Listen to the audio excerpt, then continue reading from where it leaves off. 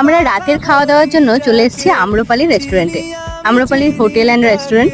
তো এখানে তোমরা পেয়ে যাবে যে কোনো রকম লাঞ্চ ডিনার থেকে শুরু করে স্ন্যাক্স বা আদার্স টিফিনের সবকিছু, ব্রেকফাস্ট ইত্যাদি সবই।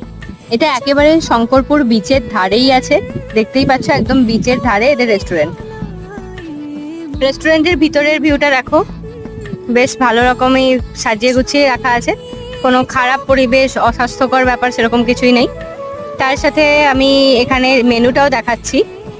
মেনুটা একটু তোমরা পজ করে করে দেখে নিও। Reasonable price. আমরা যে রিসর্টে আছি সেখানে যে পরিমাণ খাবারের দাম, তার তুলনায় এখানে খাবারের দাম অনেকটা রিজনেবল, অনেক ভালোভাবে খেতে পাচ্ছি। তাই জন্যই আমরা এটাকে প্রেফার করেছি। আর খাবারও অবশ্যই ভালো, কালকে রাতেও খেয়েছি, আজকেও খাচ্ছি। এই যে একেবারে বিচের ধারে সৌভিক বসে আছে, দেখো।